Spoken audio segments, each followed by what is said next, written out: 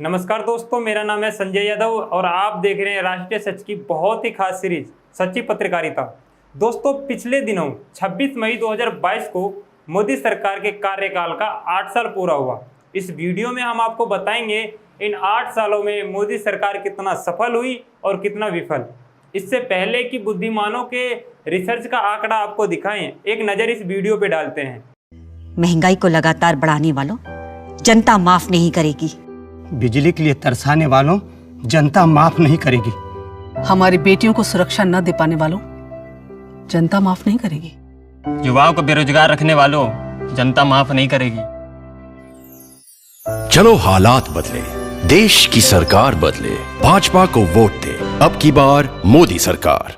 2014 के चुनाव से पहले किए गए ये वो वादे हैं जिसने गरीब से गरीब व्यक्ति को बीजेपी की तरफ आकर्षित कर दिया था और इसके परिणाम स्वरूप बीजेपी को पूर्ण बहुमत से जीत भी मिली।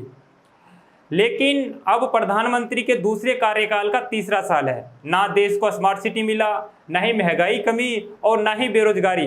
खैर, किसी भी देश के लिए जीडीपी ग्रोथ उस देश की रीढ़ की हड्डी होती है। लेकिन कार्यकाल के 8 साल पूरा होने के बावजूद आर्थिक आंकड़े काफ़ी फीके हैं। विशेषज्ञ मानते हैं मुद्रा स्थिति और देश भर में तेल का दाम बढ़ना चिंता का विषय है। नरेंद्र मोदी ने जब प्रधानमंत्री का पद संभाला उस समय भारत की जीडीपी ग्रोथ रेट 7 से 8% थी, जो 2019 आते आते 3.1% पर आ गई। दोस्तों, इन सभी आंकड़ों को मिलाएं तो पीएम मोदी के 5 ट्रिलियन इकोनॉमी का फंडा फीका नजर आता है। साल 2016 में आई नोटबंदी भी लोगों को समय समय पर क्षति पहुंचाती रही। वहीं नई टैक्स नियम जीएसटी ने व्यापार और व्यापारी दोनों की रीढ़ की हड्डी तोड़ दिए। EMIE के CEO महेश व्यास कहते हैं 2011 से 2012 में भारत की सबसे बड़ी चुनौती निवेश में मंदी थी, क्योंकि भारत सरकार निवेश पर ध्यान नहीं दे पा रही थी। लेकिन सत्ता बदलने के बाद भी 2016 से हमने कई आर्थिक झटके झेले हैं। नोटबंदी, जीएसटी और रुक रुक कर लगाए गए लॉकडाउन ने रोजगार पे क्षति पहुंचाई। अंतिम आधिकारिक आंकड़ों के अनुसार 2017 से 2018 में बेरोजगारी पिछले 45 साल का रिकॉर्ड तोड़ चुकी है। CMIE के रिकॉर्ड के अनुसार ये दर अब डबल हो चुकी है। विशेषज्ञ मानते हैं हर साल देश की अर्थव्यवस्था को 2 करोड़ रोजगार चाहिए ही चाहिए, लेकिन बीते दशक का रिकॉर्ड देखें तो सिर्फ 43 लाख नौकरी ही हर साल मिल पाता है। उसमें भी दोस्तों कभी पेपर लीक, रिजल्ट का ना आना या देर से आना, ये तमाम ऐसी समस्याएं हैं जो बेरोजगारी क्रिएट करती है। प्रधानमंत्री मोदी ने जब मेक इन इंडिया को स्टार्ट किया था तब लगा शायद हम एक्सपोर्ट ज़्यादा करेंगे तो जीडीपी को सहूलियत मिलेगी, किंतु ये भी अब जुमला बन के रह गया और फाइल तक ही सीमित है।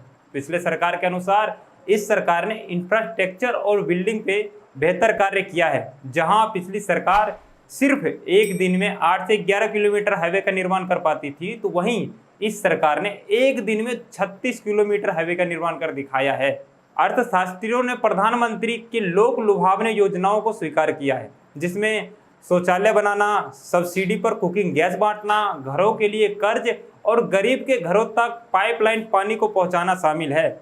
लेकिन अधिकतर शौचालय दोस्तों अब उपयोग में नहीं आ रहे हैं, क्योंकि शौचालय के फंड में लोकल प्रधान ने खूब घपलेबाजी किया है, जिसका कारण कम पैसे में बेहतर शौचालय तैयार नहीं हो पाना है। गैस के दाम बढ़ने से उज्ज्वला योजना भी पिटता हुआ नजर आया है। औपचारिक अर्थव्यवस्था में शामिल हुए अधिक लोग डिजिटल पेमेंट के तौर पर भारत ने छलांग लगाया है। वहीं जनधन योजना से गरीब को काफ़ी सहूलियत मिला।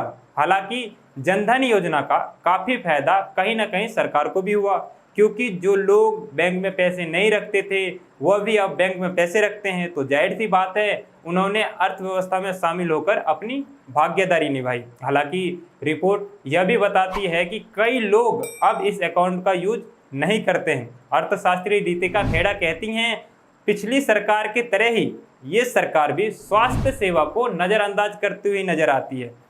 दुनिया में भारत ऐसे देशों में शामिल है जहां स्वास्थ्य सेवा पे सबसे कम सार्वजनिक धन खर्च किया जाता है। वहीं मोदी सरकार द्वारा चलाई गई योजना स्वास्थ्य बीमा योजना भी कुछ खास नज़र नहीं आ रहा है। अगर हम बात करें कृषि क्षेत्र की, तो भारत में ज़्यादातर युवा थक हार कर खेतों में काम करते हैं, लेकिन इसका जीडीपी में योगदान बहुत कम होता है। लगभग हर कोई ये मानते हैं कि भारत को कृषि क्षेत्र में सुधार करने की आवश्यकता है। 8 साल मोदी सरकार, आपको कैसा लगा कमेंट करके हमें ज़रूर बताएं।